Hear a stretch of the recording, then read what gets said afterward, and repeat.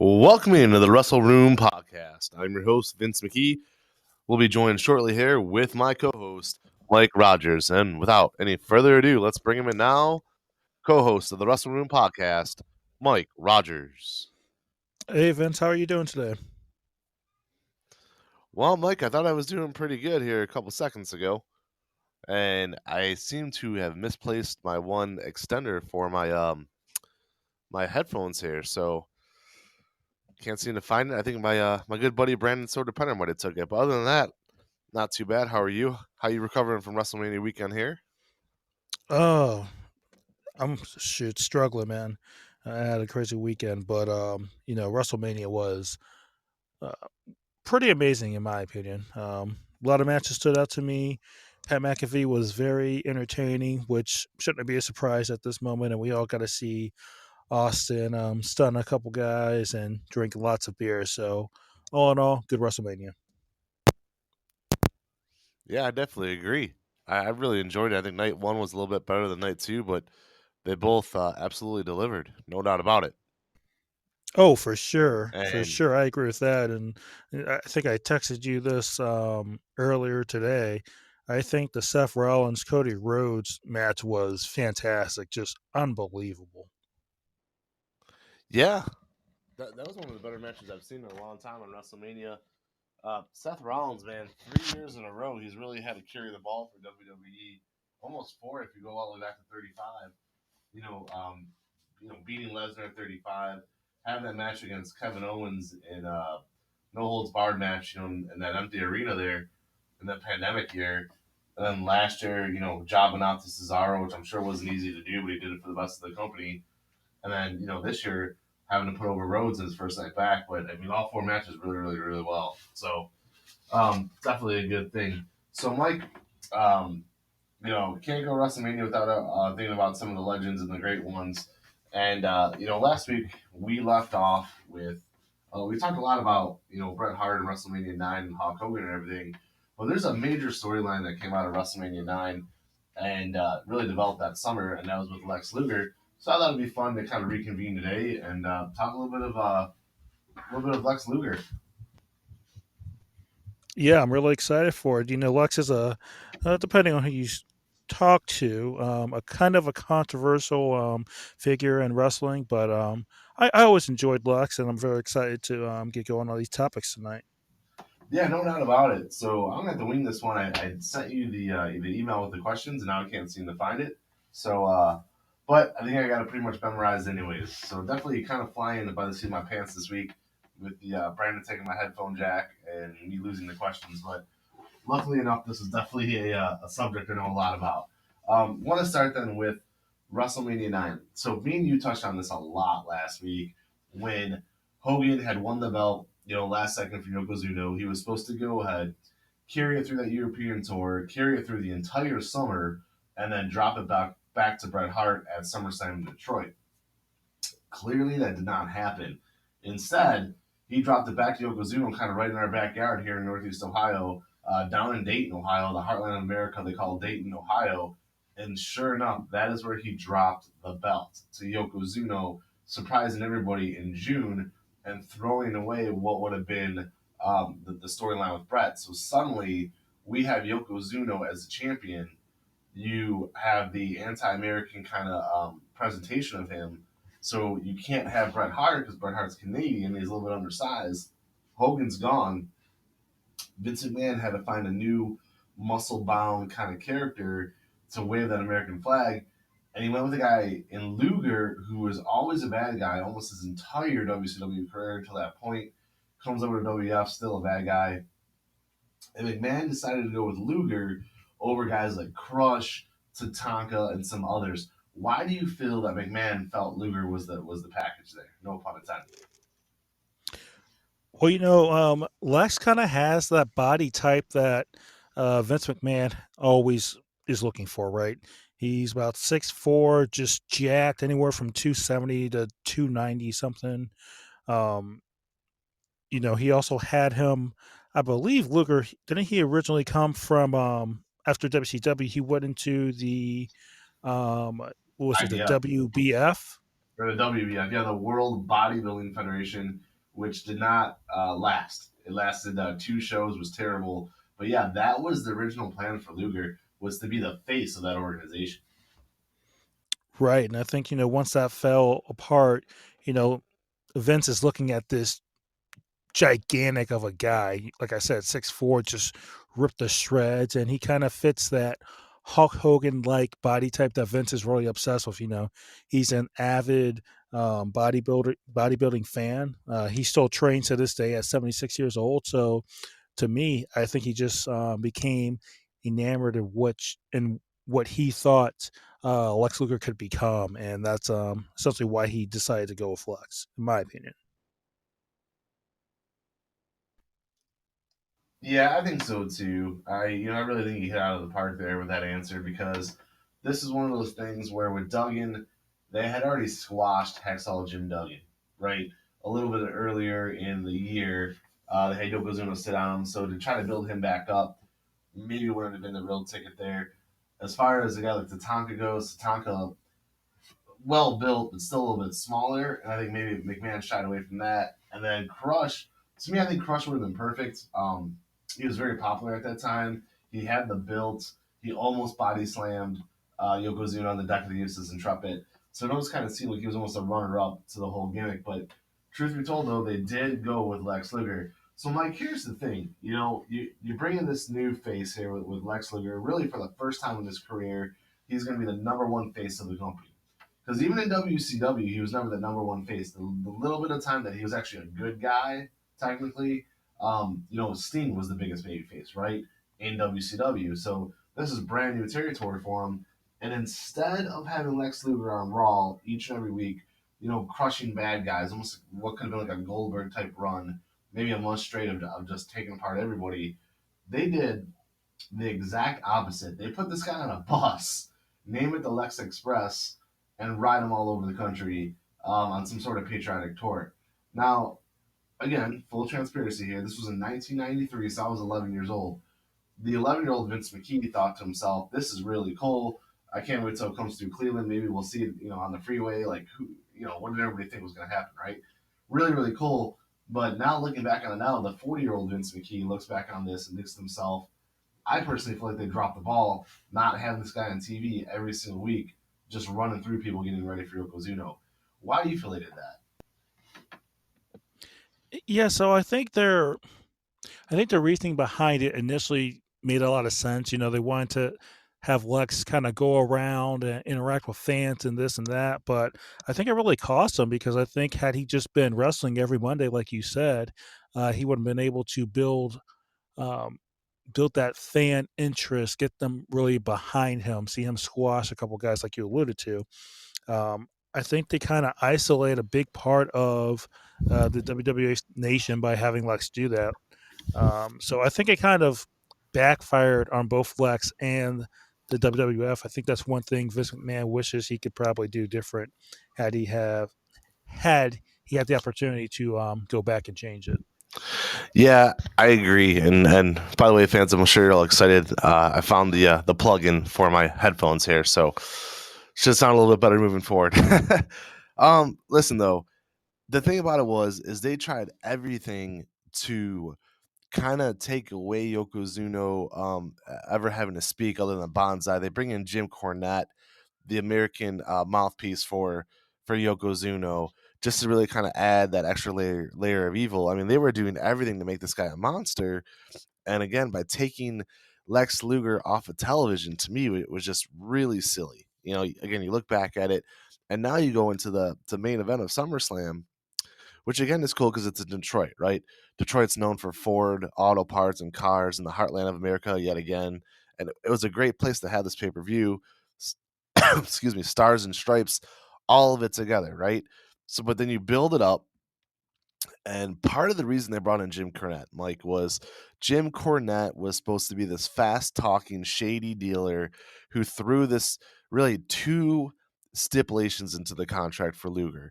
Stipulation one, he had to wear the elbow pad because he had or the forearm pad because he had the steel plate in his arm that he was using to knock everybody out. That's kind of corny, no big deal. But the other one was this was a one and done stipulation. He had to beat Yokozuna this was going to be the only title shot he got at Yokozuna.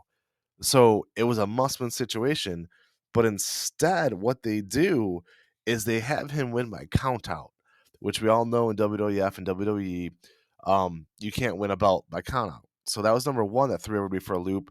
And then number two, the unbelievable celebration, Mike. You would have thought that, Lex Luger had just won the Super Bowl and was the MVP of the Super Bowl. Balloons, confetti, everything coming down from the ceiling in Detroit. At I believe it was probably would have been not the Pontiac Silverdome, but where the Pistons used to play. So the Palace of Auburn Hills. So everything's coming down, and it's this huge celebration for a guy who didn't win the title. Why do you think they chose against putting the belt on him at that time?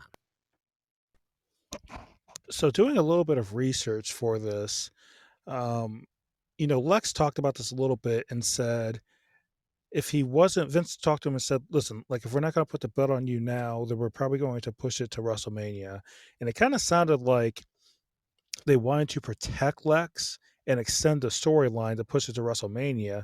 But, as we'll get to a little bit later, things didn't go according as planned.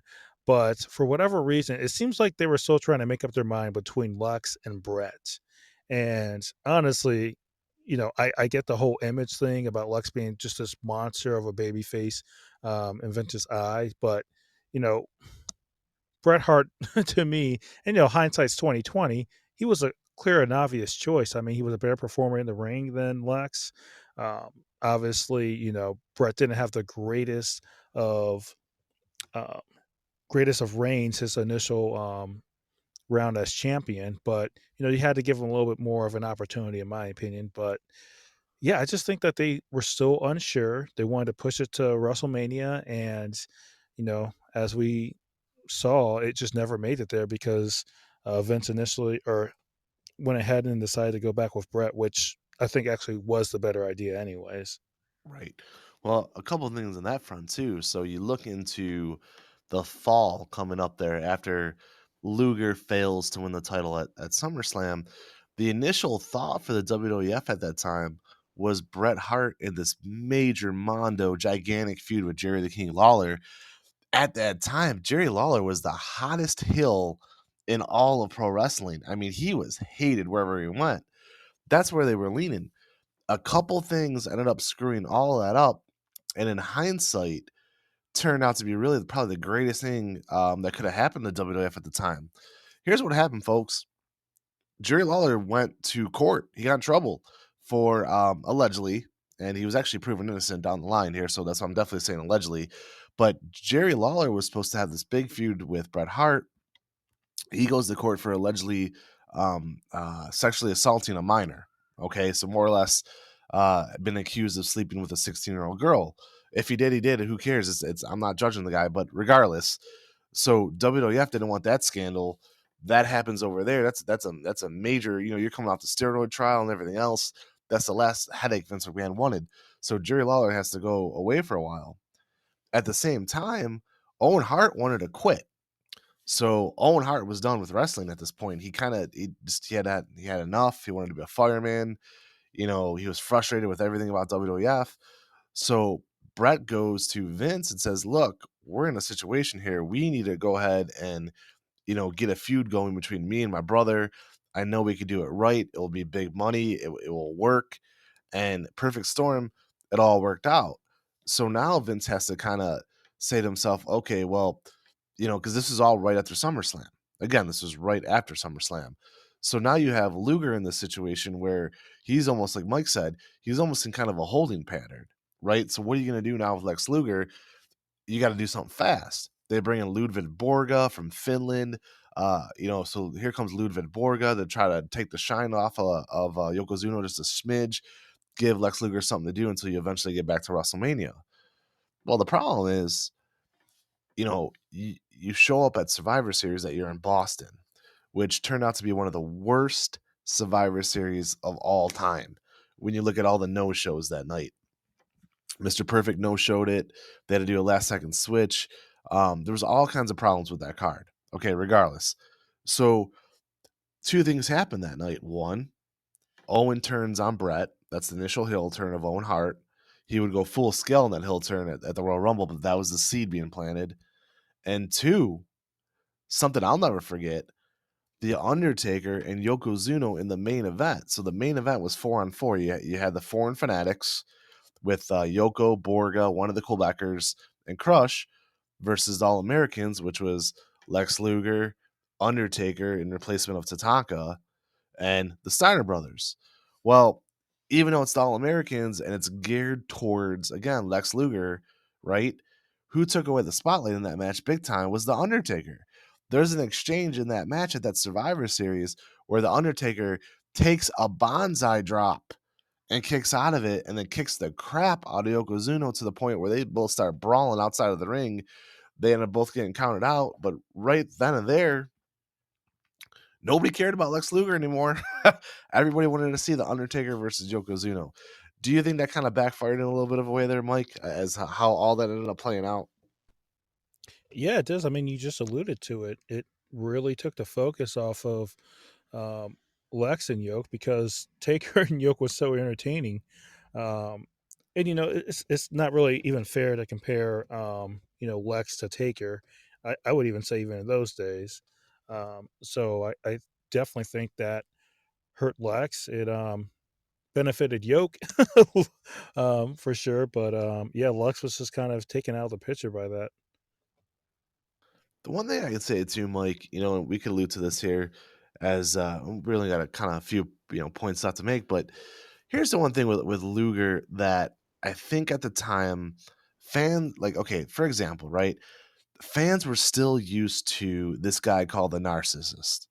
And they were still used to the Lex Luger of WCW, who was this cocky, arrogant, hard to like kind of guy, right? He had the body that we all wanted to have. It was a problem. He was easy to dislike. You look at a thing like John Cena, right? John Cena was never hated. He was a bad guy, but he was a cool bad guy. He would come out wearing the throwbacks and he would do raps and everything. So even though he was portrayed as a bad guy, when they made that switch into making Cena a good guy there in the early 2000s, it was a natural fit because he still had all the layers you need to be a good guy. Where again with Luger, it was almost like, okay, strapping an American flag on him, hopefully it works. Now, we get to the point, January of 1994. I remember watching this again as a kid, whatever, I would have been 12 years old or something at this point. But watching that Royal Rumble, and they did 2 interesting things that night. And I advise everyone, this is one of the best, to me, one of the best Royal Rumbles ever. Absolutely love the entire show. Earlier on the card, Undertaker loses to Yokozuna in a casket match, which was unthinkable at the time.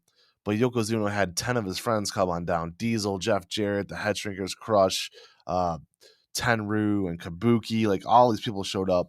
Bam Bam Bigelow, Adam Bomb, and they ended up burying The Undertaker. So that alone, like, if you ever go back and watch that, it's an amazing, amazing pay-per-view. But what happens earlier in the night, okay, is you take Bret Hart and you make him the ultimate babyface. The ultimate babyface, and here's why. His brother Owen turns on him, full skill turns on him, beats the crap out of him, costs them the tag title match against the Quebecers. Bret's carried out of the ring. He can't even walk. He's hobbling. So here's this guy, Bret Hart, like, and all of a sudden you think to yourself, like, oh my gosh, like, how do we not cheer for this guy? Like, he's unbelievably had the crap beat out of him. Meanwhile, you have Lex Luger, who gets in a scrap backstage with Tenryu and Kabuki, a bit of a scrap, not much, but then the announcers that night are odd enough, a $1 Million Man, which I think was the only time the $1 Million Man was ever a commentator for a pay-per-view. So it's Ted DiBiase and it's Vince McMahon, and they spend a good, the first, I'd say 20 to 25 minutes of that Royal Rumble talking about different things, but one of them being how badly Bret Hart was hurt. We're not going to see Bret Hart in the Rumble. Owen Hart cost him his chance.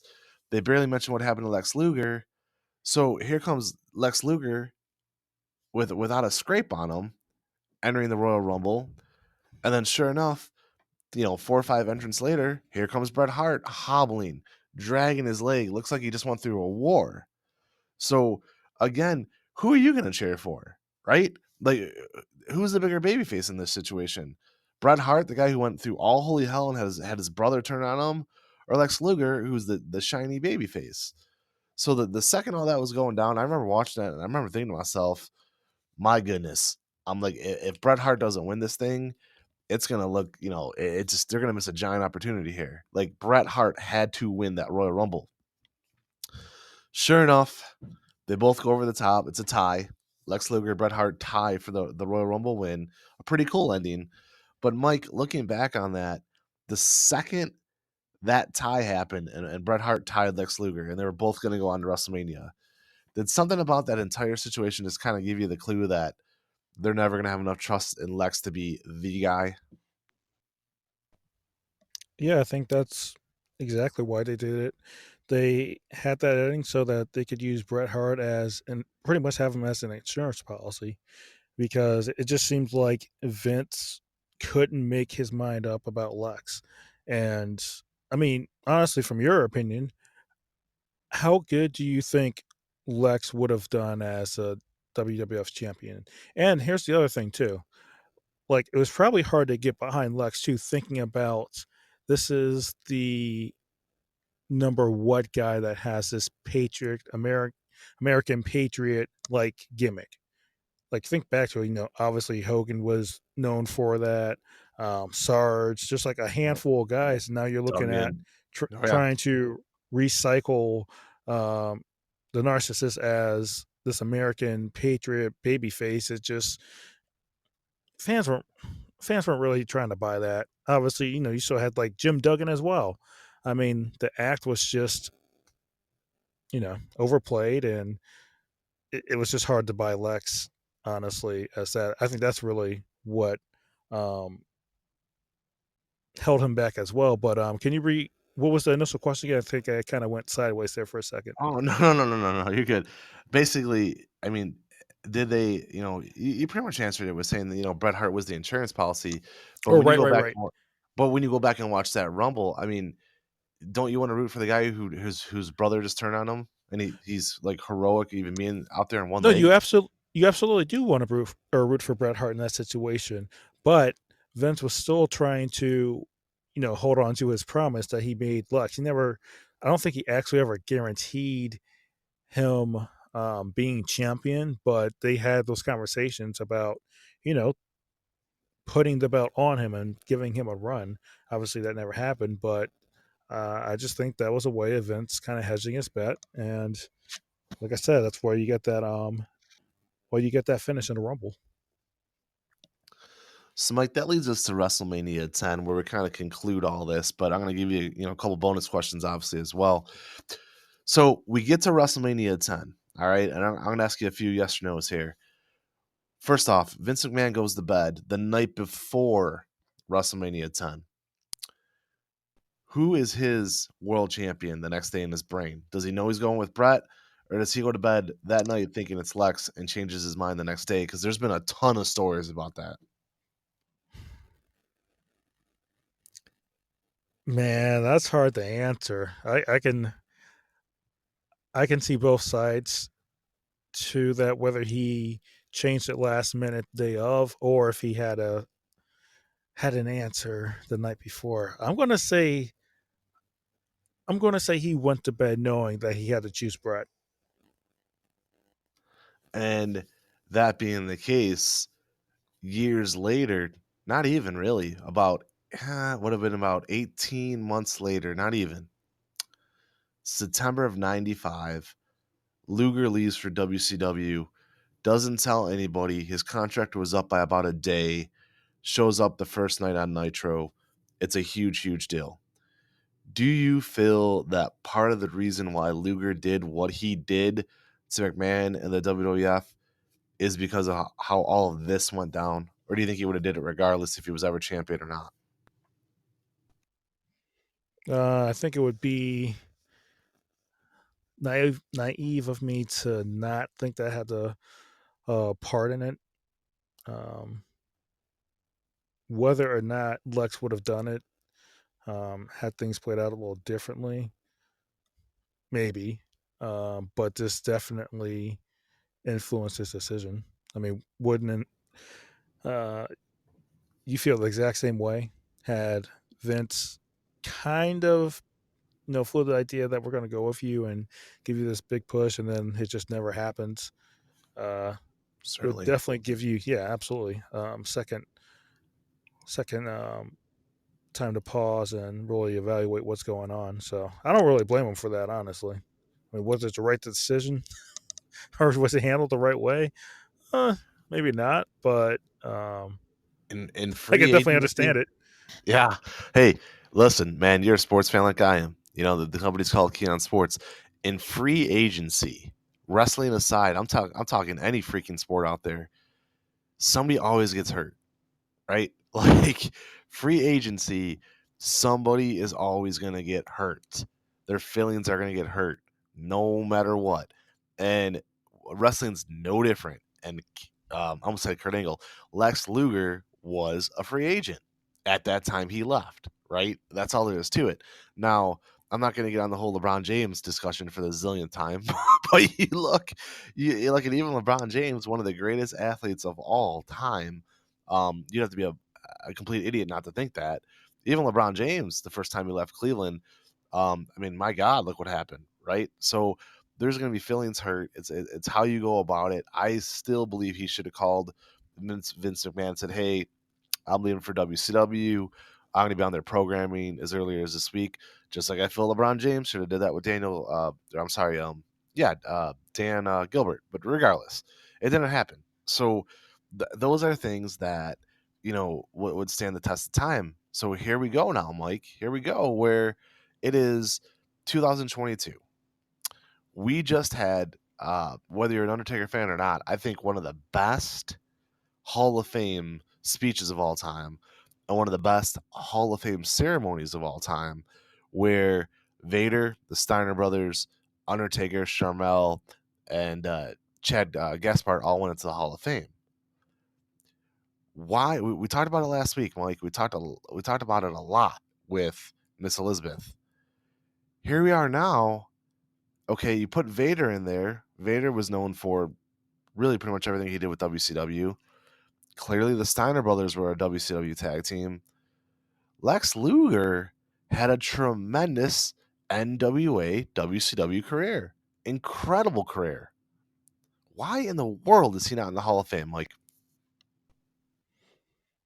Oh, that's a great question. I really don't have an answer. I mean, um, September Vince 4th, McMahon. September 4th, 1995, when he showed up on Nitro. But I mean, Vince has forgiven a lot of people. I mean, could it just be pettiness? Maybe. I mean, I don't really have an answer for that. That's Uh, pretty damn petty. yeah, I mean, if you're asking me, do I think Lex Luger deserves to be inducted, especially in this class? I would say yes. It would be fitting. I can't give you a real reason why um, he wasn't. I guarantee you that because, from my understanding, when they vote on who's going to go in that year, it's like a committee of people, and they all give out names. And you'd have to think someone mentioned Luger. It'd be crazy for me to think that he wasn't at least a Every year. nominee. Every year. And, I'm not saying this to cause some big, fight or whatever, but here's what I understand to be the case. This is what I'm told. They have one megastar, like headliner. So obviously the Undertaker, right? When Austin went in, Austin. So they have one megastar. They have one female, at least one female. They have one, if not more, but usually one tag team, one person who's dead, and one minority every single year. Like that is how it's supposed to go. Now, clearly this year it lined up where they had to, if you could cover it over several bases, that's what they're going to do. So Charmel obviously qualified this year as a manager, a female, and a minority. So she hit all three buckets, right? But Lex Luger, that's the problem because they're going to say, okay, well, he never won a title in WWE. He never really did too much outside of that brief run. And then they probably look at all those other buckets that they have to fill. Does that make sense? And again, I'm just telling you what I've heard, what I've seen, and if you go back, the proof's kind of in the pudding.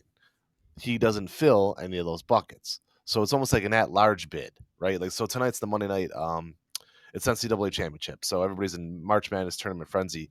To me, Lex Luger, it would be an at-large bid, if that makes sense. No, it does. But you have to think, like, I mean, he was a WCW champion, heavyweight champion twice. Like, they would have to still count for something, being Yes. that, I they would own the think. properties, right? They own the property of WCW, so, and the Yeah. library and all that stuff, all the records, all that crap. So, why wouldn't that add to his case? Or maybe it did, and they just said we really don't care right now. I don't know. Sting wrestled 2 matches in WWE, 2 ever, right? And he went in first ballot Hall of Fame. I don't get it. I mean, Jeff Jarrett was a guy who walked out on Vince, held him up. Ironically enough, here in Cleveland, Ohio, I was at the flipping pay-per-view back in '99. Jarrett said either you pay me, I think something ridiculous like $400,000, or I'm leaving. Jeff Jarrett's in the Hall of Fame. Jeff Jarrett went out, started a company called TNA. He was the founder of that. And still goes in the WWE. All right, wait. Hall of So I Fame. have to stop. I have to stop you right there for a second, because Go ahead. Go the ahead. Jeff Jarrett story, and I've heard this from Pritchard, Jr. and Pritchard, Jr. and Jared. So he was essentially just asking Vince, like, "Hey, I'll go out and do this job for China, like, no big deal, blah blah blah. But hey, I'm owed this amount of money. I just want to make sure I get this money, because if I don't get it tonight, then who knows when I'm going to get it." So he was just ensuring that he got money that he had actually already earned. Okay. So it's just it's taken on a little bit of its own twist. But just listening to all 3 of their versions, um, they're all different, but they both, or all 3 of them, say that, hey, that was just money that Jeff actually was owed. So it wasn't like him trying to hold up Vince for extra money for doing that job or anything like that. So it wasn't like an Ultimate Warrior 1991 type deal, SummerSlam. I get you. No. Okay, so here's a couple things down with Luger. 2-time WCW World Heavyweight Champion, 5-time United States Heavyweight Champion, multiple-time Tag Team Champion with Sting, quite a few times there, and I think once with Kevin Nash later in his career. Here's the problem, and this is what we mentioned a little bit, and we didn't really even touch on any of this with Miss Elizabeth. I mean, we just kind of mentioned her in passing. So Lex Luger served prison time, and by the way, he wrote a really good book. I'd advise fans to go check it out. I read it on a couple plane rides. It's a shorter book. It's really good, and he goes into detail about a lot of this. But what happened with him is he starts hanging out with Miss Elizabeth right towards the tail end of his career with WCW, right before WCW went out of business. Okay, so WCW goes out of business. Him and Liz are just not doing much of anything, and before they, because he never went to WWE again, they start doing drugs, heavy amounts of drugs. Elizabeth ends up dying at his house. This is much different than Chris Benoit. Chris Benoit murdered his family, okay? Lex Luger still to this day gets blamed for the reason why Miss Elizabeth fell off the rails and OD'd on drugs and all that stuff. Do you think that has anything to do with it? Him not being in the Hall of Fame, never having a DVD of him. I mean, Mike, he never gets mentioned. It's like he doesn't exist. Yeah, that could play a part to it. I don't know how I really feel about that whole situation. I don't think he As should an get the adult, blame that he does. right, as an adult, you make your own decisions. Now, Yes, I you can agree. argue whether or not he was a bad influence. That's neither here nor there. The point is, she made her own decisions, and it led to her unfortunate death. Now, putting that all on Lex is just unfair to me. And if that's what's holding him out, that's really unfortunate because, I agree. man, there's some guys that are in the Hall of Fame that I think have done much Sad worse dudes. than Luger. I'll just say that. Sonny? Yeah. Oh gosh. My God bless my wife is all I could say, because she hears me talk about wrestling 24/7. We both work from home now during the day, so I have the network on all day long, or Peacock or whatever. And so she's seen just about everybody, and I'm like, yeah, this was Sonny, and then I show her a picture and of a Sonny now, and Tammy Sitch and Tammy Fitch or whatever, and how she went into porn, how she's been in prison like 5 times. But yeah, there you go. She's in the Hall of Fame. So yeah, it does. It makes you wonder, right? Like they never put China in. They ended up putting her in as a part of DX. But if there was ever somebody who should have been in by herself as a solo member, it should have been China, quite frankly. So yeah, it to me, Mike, it really seems like it's a double standard. And I'm not sitting here like the morality police, and I say this as the owner of a company. I tell my guys, I've had this conversation with you, all my guys. I say, look, you guys are allowed to do whatever you want. I'm not, you don't have to answer to me. I just ask that everybody is careful, especially on social media. But your personal choices are your own, and that's never going to change. And for Miss Elizabeth, whatever Elizabeth Hulette was her real name, that was her choice to do whatever she wanted with the painkillers and all those things. Was she stupid to do it? Sure was, but you can't put all the blame on Lex Luger. And if that's the reason that both of them are not in the Hall of Fame, I agree with you. I think it's petty, and I think it's silly. Now, the one thing I would say, I would say this: if Sting would have stuck around, okay, so Sting went in, I don't even know, because he wrestled at WrestleMania 31. I'd have to look, Mike, to see which Hall of Fame he went in. It might have been a couple years later, but if Sting wouldn't have got hurt and only wrestled 2 matches for WWE and this kind of faded away, and he was still somehow a part of things, even if he was like a road agent or a commentator or an on-air personality, I think, this is a guess, but I think by now Luger would have been in the Hall of Fame. Like Sting would have pulled enough strings because that is his best friend. That's fair to assume, I think. Um, yeah, it's just unfortunate, honestly. Uh, here's a here's an interesting question Sure. because Sid isn't in the Hall of Fame, right? Another guy that I loved. Yep, not in the Hall of Fame. So who do you think will be inducted first, Sid or Luger? And they're again, to push that button, they would both be at large bids because neither one of them is going to be a headliner at this point, right? Neither one of them is going to go in as a tag team. Neither one of them is going to go in as a female. Neither one's going to go in as a minority. None of that. Who do you think's Unless more one of them deserving to go dies. in? Oh, Lex Luger. Okay, so he won't go in. So it'll be Sid first. You think? Yeah, probably in a heartbeat though. But look, I mean, dude, look at it. You know what's sad? This is sad because we talked about it with Savage last week, right? If Lex Luger drops dead tomorrow, not that I'm wishing it on the guy, he probably goes in next year. Like McMahon's nuts when it comes to that kind of stuff. That's the sad part about this. It's almost like Sid and Luger, whoever passes away first gets in the Hall of Fame. Like it's bizarre. But you hit it on the head. Those to me are probably the two biggest left. I wrote an article and still gets hits to this day, which is really sweet because I wrote this article like 3 years ago now. The biggest names in WCW history not to be in the Hall of Fame. And those two were on there for sure. I know I had Bischoff, I had Vader, who are both now in the Hall of Fame. But yeah, that's a great point, Mike. I mean, and you never hear Sid ever mentioned until the other day. I thought it was really funny, the Undertaker Hall of Fame speech when he mentioned Sid. Oh, there was some controversy there. Mick Foley's daughter wasn't too thrilled that Taker didn't mention her dad, which I understand. Like you would think he would have had a shout out because man, that Hell in a Cell match was unbelievable. Like there was a couple times not once, a couple times I thought that Mick Foley may have died. Yep.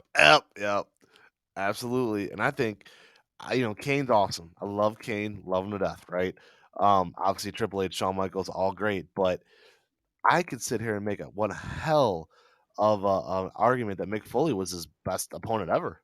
Clearly, as Mankind, I think to this day, I think he had his best matches of his entire career with Foley, with the sole exception of the greatest match of all time, and I mean of all time, at WrestleMania 25 with Shawn Michaels. But yeah, interesting, isn't it? Like, he didn't mention Stone Cold either. He didn't mention Foley. He didn't mention Ric Flair. He didn't mention Hulk Hogan. Hulk Hogan, a guy who put him over twice for the world title, didn't mention Hogan. There's some serious heat there. What do you think about AEW? Do you think it's because Mick Foley shines so much praise on AEW that he might have had a slight direction, Undertaker, from Vince not to mention Foley? Man, Petty. But still.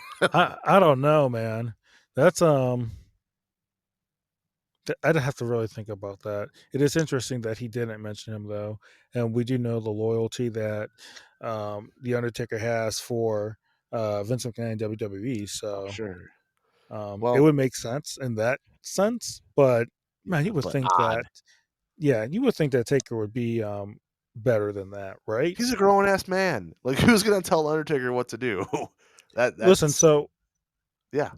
when Foley came over to WWF, like that was probably one of the low key best moves that happened because it gave Taker Oh, another guy that he could have really good matches with, and it was believable that like this dude could really take on Taker because they were absolutely. running out of people, and They were, Mick and Foley, Nash had just left. right? But Foley became a very versatile wrestler. He had great matches with Shawn Michaels, like Mm-hmm. you said, Taker, a number of guys.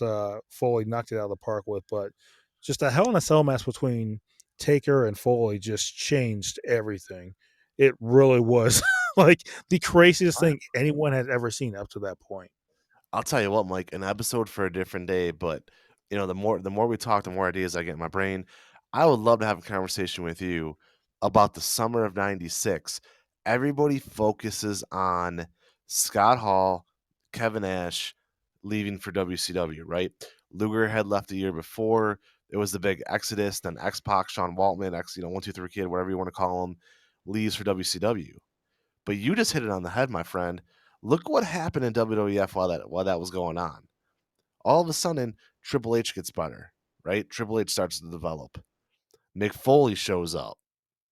The night after WrestleMania 12, Mick Foley shows up, and as you just said, had unbelievable matches with Shawn Michaels and The Undertaker. Mark Mero, everybody forgets about Mark Mero. Mark Mero shows up right after WrestleMania 12, and in that summer of '96, he had a good run for a little while there. Ron Simmons shows up as Farouk. The Rock debuts at that year's Survivor I Series. was just about to So I say, look everybody, at those pillars right there, just yeah, from '96 with Austin, unreal. Mankind, Rock. I mean, Taker was already there, but then Triple H comes into the fold. Like those are four guys that's going to carry the WWE moving forward for uh, Oh, s- two incredible. more decades. It's incredible. Okay, then you jump ahead. I don't know, about a year or so. Jump ahead a little bit. Then what do you get? Kane, right? So it's like unbelievable. Everybody always wants to talk and count Vince McMahon out, kind of like they're doing now with all these guys jumping ship to AEW. But he knows how to develop young talent. He knows how to find diamonds in the rough. And when you get Stone Cold, I mean, this is everybody. I don't even think we even mentioned Stone Cold in that little stretch just now. So you got Oh no, we Stone did. Cold. Yeah, just incredible, right? Well, think about So this. Think about this real yeah, fast, Vince. Just look at the roster, the WWE roster in 2000. Just start naming people off and think about how that might be Jericho the most loaded roster of all time. So go ahead. You easily. have Jericho. Jericho, Undertaker, The Rock, Triple H, The Big Show, Stone Cold Steve Austin, and that's just a tip. I haven't even Right. named tag teams yet, like the Dudley Boys, Edge and Christian, the Hardy Boys. New Age Outlaws. New Age Outlaws. Cruiserweights at the time. I mean, just loaded beyond belief. You're right. I think the 2000 roster. Well, did you even say Angle? Yeah, Kurt Angle. Okay, yeah. Just unbelievable. Lesnar, did he come in 2000, 2002? Probably 2002. Yeah. Yeah. Oh, that 2000 rosters. Me and my cousin David call him Puka. Talk about it all the time. All the time. He calls it the Puka era. 2000 through 2004. Just how loaded those rosters were. So, anyways, though, guys, before we wrap this up, as we were talking, though, Mike, I pulled up this article, okay? So, here we go. I wrote this on July 28th, 2020. So, this was during... Ooh, I found another one that should be in the Hall of Fame. Brian Pillman, but we'll talk about that in a second. So, check this out, Mike. We got July 28th, 2020. So, right in the middle of the pandemic, right? Where, like, nothing's going on. So, obviously, that's why I probably sat down and wrote this. So, 5 WCW guys who should be in the Hall of Fame. You ready? One of them just went in, Big Van Vader. All right. Page 2. Who did I write about? There he is, Sid Vicious. So the second guy I brought up, Sid Vicious. Not in there to this day. And we've had 2 Hall of Fame since this article's come out. All right, let's see who's on page 3. Lex Luger. Yep, there it is. It's on this next page here. Eric Bischoff. All right, he's in. Bischoff just went in last year. A lot of people forget about it because that was the Hall of Fame ceremony that they taped and never showed because it wasn't in front of fans. Right. Here's some names for you. Ready? Brian, these are honorable mentions. Brian Pillman, still not in. Nick Patrick, the referee, not in. Magnum TA, Dean Malenko, The Great Muta, Tony Schiavone, Nikita Koloff. None of them in there for the NWA. Scott Steiner is finally as a part of the Steiner Brothers this year. So, I mean, long story short here, guys, there is a ton. And it does make you wonder. There's guys like Demolition in the tag ranks that aren't in there. That blows my mind. Don't expect to see Tony Schiavone in there anytime soon. No, I was pretty bummed out. I bought his book, Butts and Seats or whatever, thinking it was going to be like a book. First of all, it was $34, which is insane. As an author myself, I would never charge somebody $34. That's insane. Okay, whatever. What was that, comic book? $bucks. Yep. Yes, comic book. $34 later, my friend. You have to be kidding me. Listen, yep, I know I honestly knew nothing about it, but I know he's a big comic book guy. So if you would have asked me what type of book he would have written, I would have said a comic book. I always, cheap plug for myself here. I always go on, and I literally did it today, like probably 10 minutes before the show started. I go on Amazon all the time and eBay and just see what some of my books are running for. And if there's ever a book that I signed to somebody and it's cheap, I'll buy it. If it's like $10, I buy it because I'm always curious, like, who did I sign a book to that they turn around and try to sell it, right? I don't know. You want to talk about people being petty, but that always goes through my mind, and just crazy stuff. But there's a guy out there. My first ever book's called Hero, and it's really what started my career. The book's called Hero. There's a guy out there selling a copy of Hero for $157. Mike, I wrote the damn book. I'm not paying $157 for a copy of an unsigned copy of Hero. Wow. So yeah, people are nuts. All right, you got enough time for some ECW guys? I want to run some ECW guys real quick through you. You let me know if you think these guys should be in the Hall of Fame. Okay, yeah, let's roll. Let's do it. All right, I got a little bit of voice left before I completely lose it. All right, Taz. Oh, yes. I agree. And that's another guy the WWE kind of just pretty much ruined when he got there. Right. He should have got him. And that's going to have to be a podcast for another day because I got strong opinions about Taz, but we'll move on. Me too. Raven. Ooh, I love Raven. So I want to say yes, but I think that's a push. I'd have to lean towards right now. One of my all-time favorite It's podcasts I ever did was with him. man. I I know. guess I struggle with him too because I feel like he could have accomplished so much more. I think Yeah. once he found that character and was fully invested, like I was into Raven, but Mm-hmm. I just felt like he was inconsistent. I'm gonna have to say no. Oh.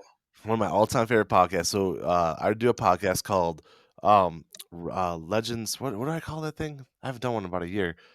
Oh, Wrestling with Legends. I'm sorry, Wrestling with Legends is the name of the podcast. I've interviewed like 23 like old school wrestlers over the last two. I always do it over the spring and summer when there's like nothing going on and I have time to kill. And we get some big names. I mean, I've had it like if you could look at my phone, you'd be stunned. But like Raven's one of them, and him, Al Snow, and Tom Pritchard were probably my top 3 favorites, where I enjoyed and learned a lot. And same with Sean Mooney. But yeah, Raven's a good dude. All right, Paul Heyman. Oh yeah, Easily, yeah, right? absolutely. No brainer. Yeah. Joey, No, I mean, excuse me, what was Joey that? Styles. Joey Styles. Oh man, he's been around for so long now. See, I think he should get in because he's really the first solo like commentator, and I, he I did it for don't. so long in ECW. I'll listen to that. Yeah. I'd say he's more deserving than Raven. Damn, I Now, hate saying that too. Oh, Wrestling with Legends podcast is right here on my screen. One of the people I interviewed was Bill Alfonso. And again, man, full transparency, I never pay for an interview unless I really, really think it's going to be big. Bill Alfonso charged me $100 to interview him, and wow. almost nobody clicked on it. It's one of my least clicked on interviews of all time. $100 shot to hell. That's okay. RVD is already in there. So again, you guys got to remember, I wrote this a couple years ago. All right, so RVD's in there. Ooh, 2 good ones for you right in a row. Ready? You're gonna say Sandman, aren't you? Nope, not yet. Okay. These Yeah. two here are real good. One of them I say should not, and one of them absolutely should. Here we go. Sabu and Shane Douglas.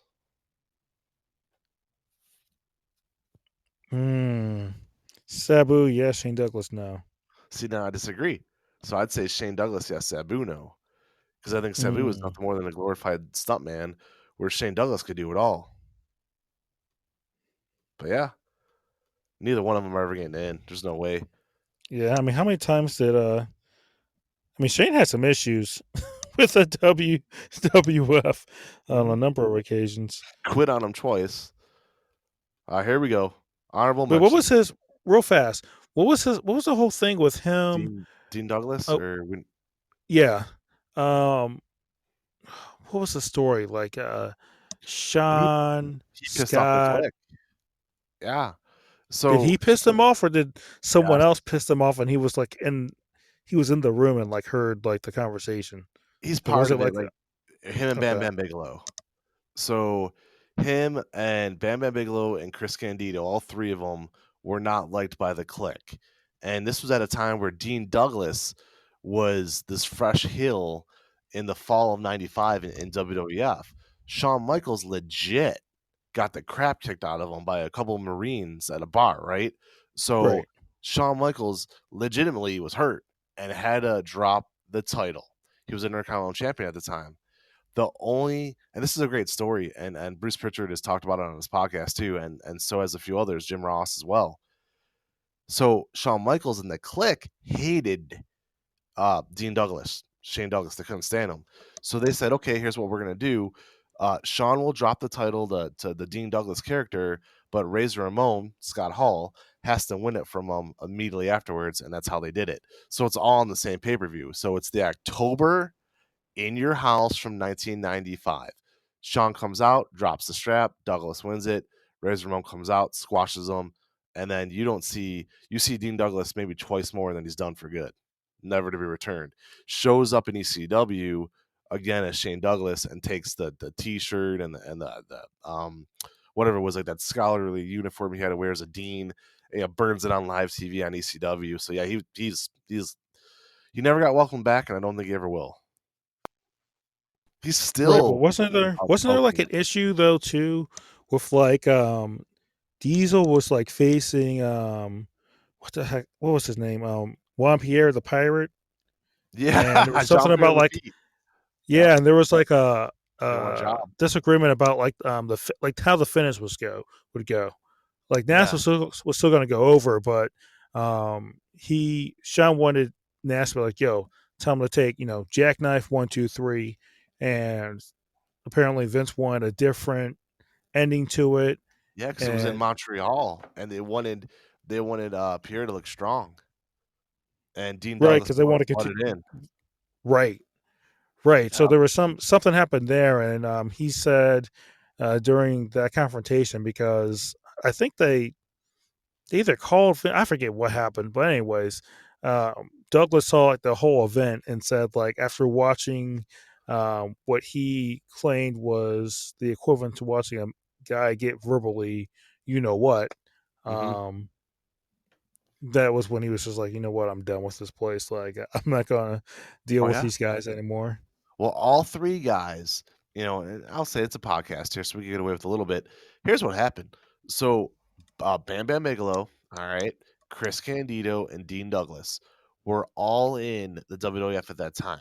Okay, all three of them got screwed royal by the Click. They just did.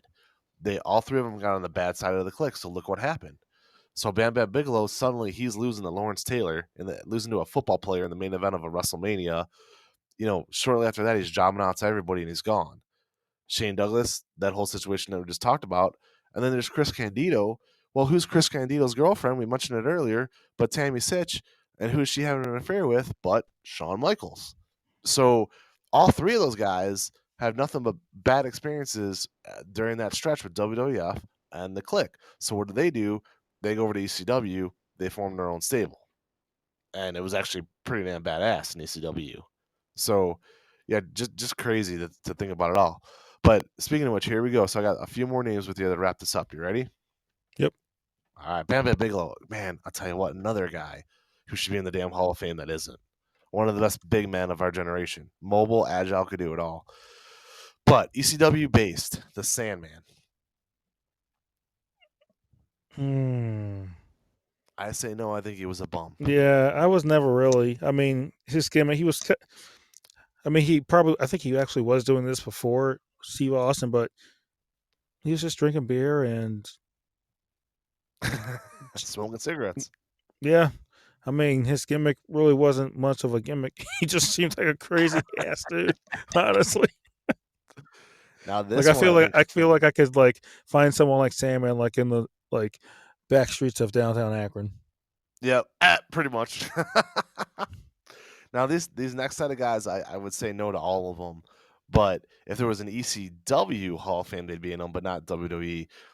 They are Chris Candido, Bill Alfonso, Stevie Mm. Richards, the BWO, and Beulah McGillicuddy.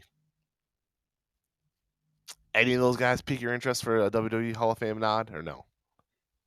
Not really. If Yeah, you I got mean an the ECW BWO was one, you'd dominant. have to put Tommy Dreamer in there just because. Oh, easily, yeah. And really, his contributions to the business have been pretty profound. Behind the scenes, Dreamer's done a lot of work. Couple more here to wrap this up, though, because I believe both these guys should be in it. Um, like I just said, Bam Bam Bigelow, to me, that's a no-brainer. The fact that he's not, I'm stunned by. You're gonna put a guy like the Big Boss Man in there, but not Bam Bam Bigelow. That I just don't get. And then obviously El Snow. And like I said before, guys, go check it out. Wrestling with Legends podcast. It's under our podcast section on the website. The one I did with El Snow. He's probably one of the most intelligent human beings I've ever spoken with. You would never think it because of the character he played on TV. But man, do you want to talk about a guy who knew the business? Do you think he's one of those guys though, Bammer or El Snow? Man, Al Snow really had a real good second go at it when he actually became like the Al Snow with Yeah, the head. Because who was he with when he was with the New Rockers? Was he Leaf Leaf Cassidy. Cassidy? Yeah, it's like. Yeah, hmm. no. I'll say for what he became and the entertainment factor, I would say yes for Al Snow for sure. Yeah, I think so too. And then should they put enhancement talent in there like Steve Lombardi, who was the Iron. I'm not the Iron Sheik. What am I saying? Who was the Brooklyn Brawler? I had Barry Howards on my show last year, and he was all pissed off he's not in the Hall of Fame. I think it'd be kind of cool if they put a jobber in there, like an all-time great jobber. Yeah, I mean, listen, I could totally see if you had like a place in the Hall of Fame for guys like that, or just like straight comedy guys. Um, well, who would be a good example of straight comedy? Um, I can't even think of one on top of my head. Hornswoggle's not in the Hall of Fame, is he? No, Yeah, but he was. Hornswoggle to me is like a straight comedy act. Like yeah, I could see him in a Hall of Fame under that kind of special category, whatever you want to say.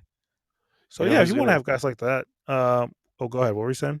Oh well, you know who's gonna go in about 10 years from now, and people are gonna lose their mind and be angry about it. But when you look at what Santino he's Morella. done, no, no. But when you look at what he's Oh. done, his resume is actually out of this world good. The Miz. I can't believe it's Oh coming out no, of the that's not Hall of gonna be. I won't be surprised by that. loaded. Like you look at the titles he's won and the main events he's been in, and just it's unreal. I mean, you talk First, about a guy like holy. you know Go what ahead. his best talent is? He can talk like it's no one's business. Mhm. You have to, regardless of how you feel about Miz, he makes you feel, and that's essentially what the business is about. Either boo me like crazy or cheer me like crazy. Regardless of which way it goes, you're still doing well. Yep. And the Miz, for the most part, will get you to boo the hell out of him. But one of the underrated parts of his career, I think, was when him and R-Truth were a tag team. Oh yeah. They were awesome. They were awesome. I remember when they got arrested and Oh yeah. Triple H started beating on them. Yep. What'd you think about that retirement this weekend? That was a little lump in the throat kind of moment.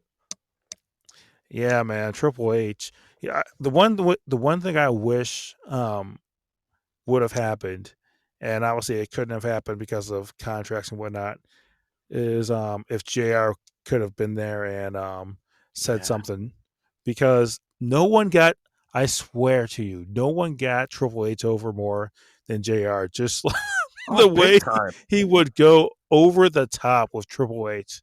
Mhm. Oh my gosh. Let him break his You arm. SO. Oh my gosh. There's actually like there's a YouTube I clip of hate just like, you. yeah, it's like 25 to 30 seconds of JR just going nuts on Triple H. It is amazing. And Well, he really made you hate him that much more. that was I brought up JR a couple times in conversation this weekend because I would have loved it. And Michael Cole did a good job. He did, but I would have loved it if Jim Ross could have called that Austin stuff. Right? That's another thing too. If he would have been back for that, that would have been amazing. Perfect. It would have been perfect. Oh I man. mean, Talk I about couldn't. elevating a show too. Just because of Yeah. the connection between JR and those specific characters right there. Oh my Mhm. gosh, it would have been amazing. And JR was not mentioned in Undertaker's speech either. And again, I think a lot of it, Big Show wasn't mentioned. Big Show wasn't mentioned either, and that's AEW. So I really truly believe there was some sort of edict there to the Undertaker from McMahon that said, "Hey, nothing AEW," because he didn't. True to his word, he didn't. So it is No, what it is. that's horse. You know what, Mm-hmm. man? Well, I Come agree. on. I So we mean, said, honestly, oh, I agree completely. But we said yes to Miss Elizabeth, right? And we said yes to China. What about yes to Sable? man, I have to say, yeah, she had a pretty huge impact on the Enormous. WWF. Deborah McMichael. Oh, You're gonna jeez. put Charmel. You better put Deborah McMichael. Come on. Charmel had like a year. That was it. She was relevant for a year, didn't wrestle once, and she's in the Hall of Fame. Listen, like this is why I'm weird with it, because Deborah was a very big part of the WWE, late '80s, early 2000s, and in the WCW with oh man, her husband, the Horseman, Mongo. Mongo Yeah. McMichael, yes. But I feel kind of weird saying yes because most guys are only going to be like, oh well, yeah, she has to be in. She was made famous because of the puppies. So if a part of me feels like just like, I don't feel good acknowledging that. All right, man. We will finish this up. Here we go. I'm gonna give you some honorable mentions here. Here we go. Missy Hyatt. I say yes. Yeah. Legend in NWA. Bull Nakano. I would say no because almost all of her work was overseas. Okay, I agree. This next one, absolutely yes, and I'm stunned that she isn't. Victoria. Ooh, that's interesting. I actually, off the top of my head, if you just would have asked me if she was in, I would have thought that she was. Yeah, wouldn't you? Now, this next one, not yet, but I'd put any money that she will be one day. Mickey James. Oh, for sure. And she's still a rock star. Mm-hmm. This next one I would say no to, but I threw her out there anyways. Melina. Yeah. No. I think Melina was underrated though. Yeah. Now this next one shows you how old this article is. It's about 3 years old because she's already in there. Molly Holly, who I want to say Molly Holly went in the last year before the pandemic, maybe. She's definitely in. I forget which year. Um, That one I don't agree with either. I don't understand why she's in. I don't get it. really? Yeah, She was because remember,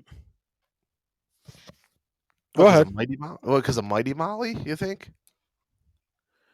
I just think Molly was I think she was a little ahead of her time. She was really good in the ring See, I compared like. to the women at that stage.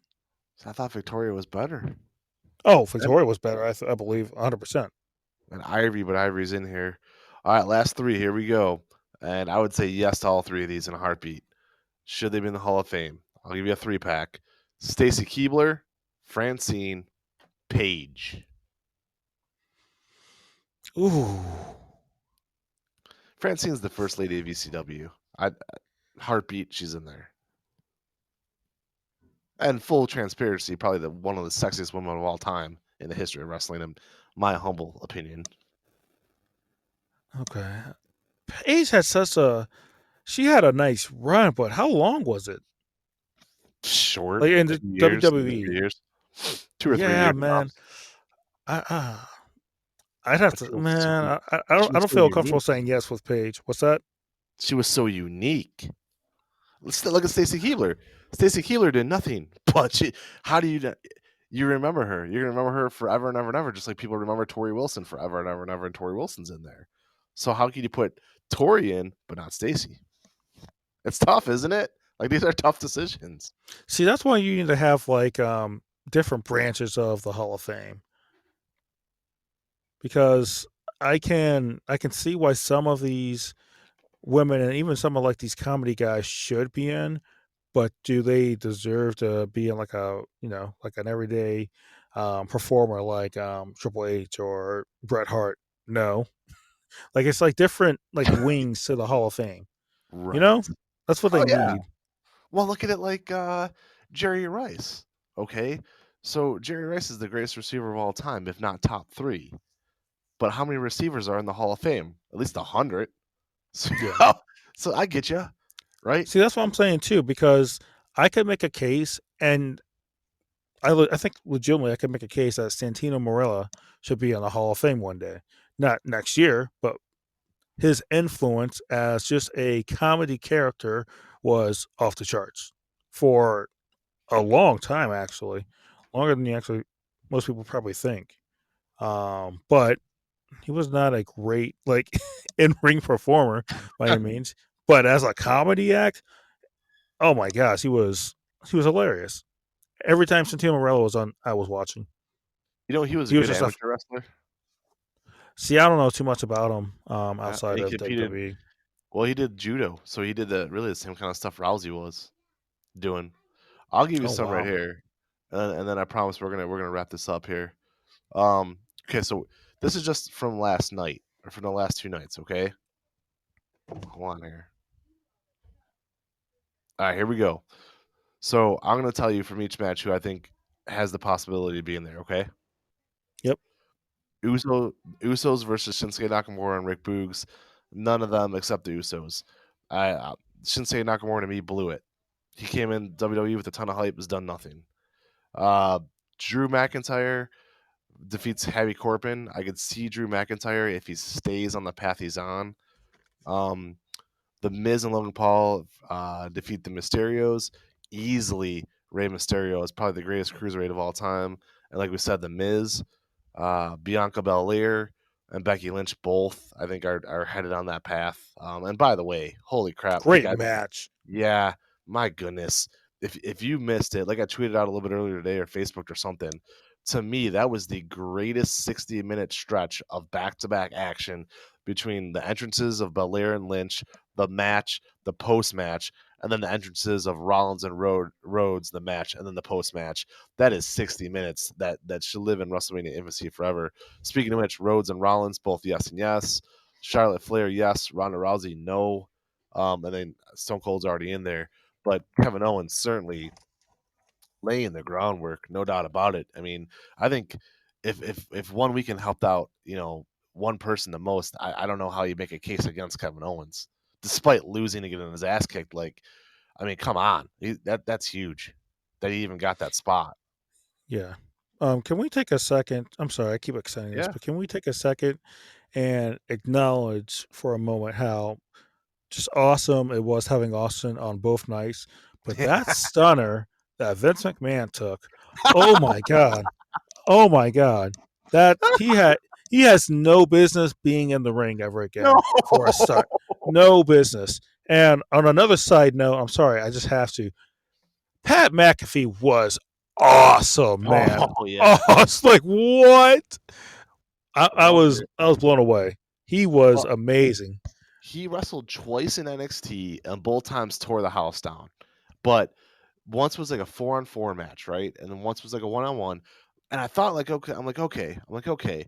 So in NXT, he had guys like Bobby Fish and Kyle O'Reilly and Adam Cole all bumping for him. There was other people involved to kind of protect him. What's he going to do against a guy like Austin Theory who hasn't done anything? This might expose him. Wow, was I wrong? Like holy crap! And not Listen, only the that, the backflip. crowd. Oh my gosh! Listen, we've known he's had the crowd in his hand. I mean, he is, if anything, an entertainer. But that backflip off the top rope and then jumping back onto the top rope to deliver a superplex was ridiculous. Ridiculous. And his story, Mike, his flipping story. I was telling Emily last night. Again, full disclosure, I look at his story as being so inspirational. This was a guy, retires at the age of 29, right? Because he wants to get into broadcasting. He wants to do his own podcast. He wants to be on the other side of the mic. All those years he got interviewed, he wanted to be the guy doing the interviewing. Truth be told, I don't need to mention the website. Y'all know where I came from. For years, I was promised I'd get a chance at calling games and doing a bunch of things that I never got to do. And I would sit in press box after press box after press box, covering a game and listen to other people doing the announcing.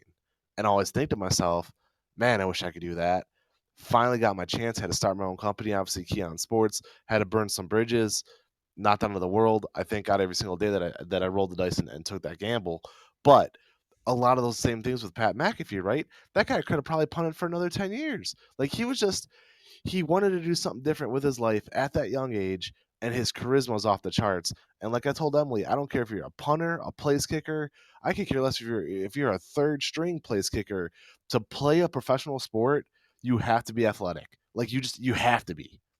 Those guys in the D League, let's say me and Mike Rogers and 3 of our buddies took on 5 players of the Canton Charge. I don't know if we'd score a point, right? Because professionally, like even if you're in the D League, Mike, you know more about basketball than anybody I know. You have to be a ridiculous athlete, yes or no? No, that's for sure. No? No, that's for sure. Oh, I thought you said I'm not so sure. I'm like, really?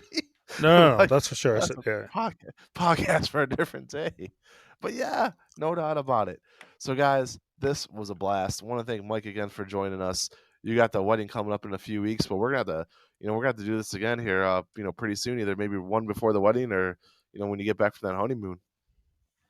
Oh yeah, well, we're gonna have about a month or so before we leave for our honeymoon after the wedding, so we'll definitely be able to fit a few more in. Cool. So you got some craziness coming up though, huh? So we're at about what 26 days away. Yeah, we have a full schedule the rest of this week. Um, Next week, some more detailed things, and we're going to be. I'm gonna blink. We're gonna be about 15 days out. I'm like, oh my gosh, there's still so Mhm. much to do. But How yeah, was the coming bachelor down. party? Oh man, it was a blast. I'm glad you're hydrated today. I was worried you're gonna be dehydrated. Yeah, I was not feeling that great today. We'll just say that. We had some surprises. It was, oh man, I have to tell you about that on Off air a different for sure. podcast. Yeah, off air. No, that's But awesome, man. I'm glad. Do you get back this morning or late last night? oh, actually, I got back at a little before 1 yesterday, Okay. and Ashley and I hung out, watched night 2 of WrestleMania, and had a few more adult beverages, and I probably shouldn't have had those extra adult beverages, but oh man, yeah, good time I'm for just sure. I'm excited you're here, brother, because I was like, he's gonna be either so hungover or just tired. Like I kept waiting for that text all day.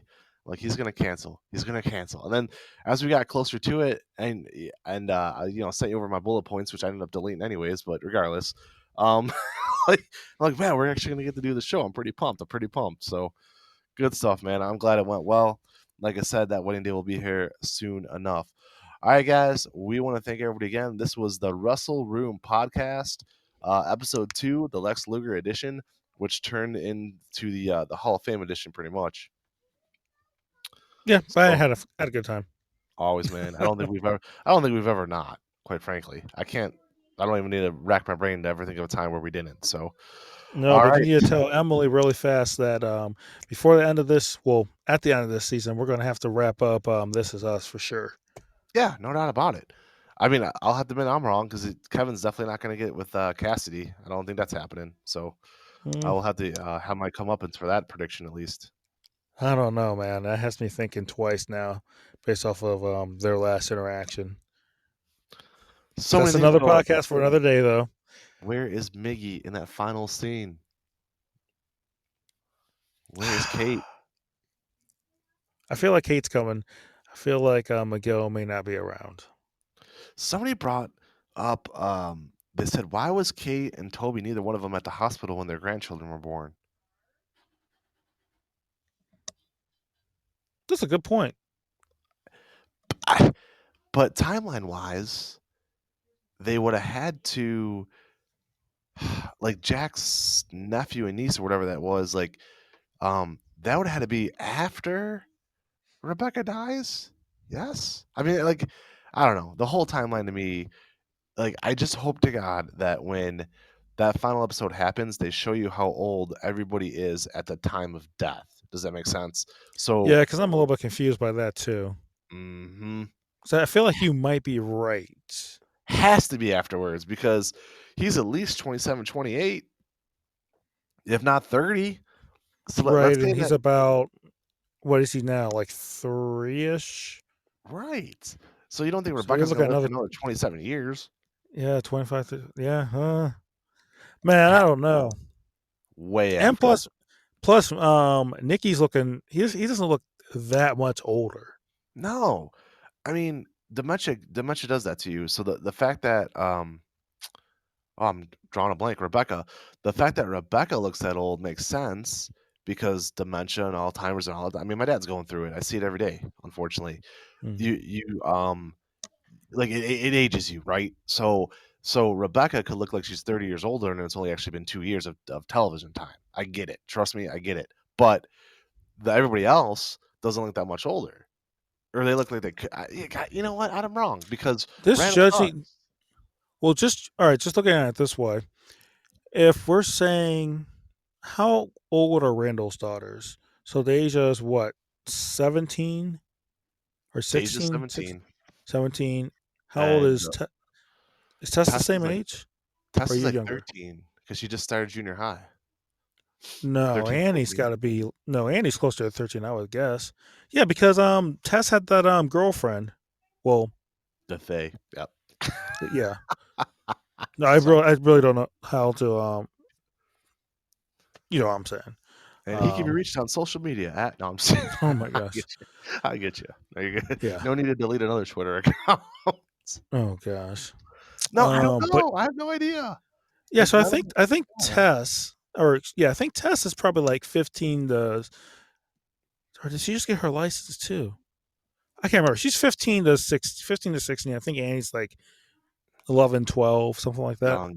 young, yes. So you And gotta like, think, all right. So the fast forward, it's got to be at least 10 years. Deja's pregnant. somebody's a doctor. Yeah, Tess. Yeah, Tess has a. She's like a. Yeah, Deja's a doctor. Tess is like a caseworker for like children's services. Mhm. So, I don't know, man. I don't know. I don't know. I couldn't tell you. I mean, because again, So if they're in their late 20s, then Nikki's or Nikki's not gotta be Nikki, close to- Jack. Jack he's is gonna be close to death by that point, Nikki. right, but Jack's gonna be like in his late teens or early 20s. So not. Yeah, he's not having a kid right there. What blows my mind is that Nikki's in that scene. If Nikki's not in that scene, me and you were having a completely different conversation. Because you don't expect Nikki to live more than another 5 to 10 years or whatever. But then doesn't his wife get out of the car? And she's Yeah. like normal looking, right? So yeah, it's mind-boggling, man. It's yeah, I don't know. We'll see. 9 We'll episodes. just doing a quick math. Doing a quick math, you can kind of get an estimate of how old Nikki is. Jack died in 95 or 96 or 94. 98. 90. Oh, was it 98? They're all 1 year older than me. So yep, like they all. Okay, turned so he 21, was the 50. characters. Yeah. He was 50, so you're looking at what's that, 24 years? So he would be 74 present time, 10 more years. So Rebecca's probably in her early 80s when we see her in the fast forward, early mid 80s.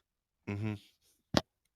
That's just a Okay. guess. So Nikki's probably a couple years younger than her, maybe late 70s, Could be. early 80s.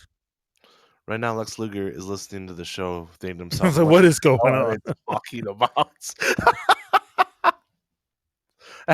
This is the most listeners we've had all episode, and they're probably like, "What are these guys?" So yes, guys, we started off today by talking about Lex Luger, and it was one hell of a conversation. But at about the 40-minute mark, it went completely off the rails. All right, my man, this was a blast. We will do it again. All right, appreciate it. Had a good time. Yes. I will definitely let Emily know that we will be doing another This Is Us podcast. Yes, sir. Appreciate it, Vince. Have a good night, man. Man, I'll talk to you later. Thank you.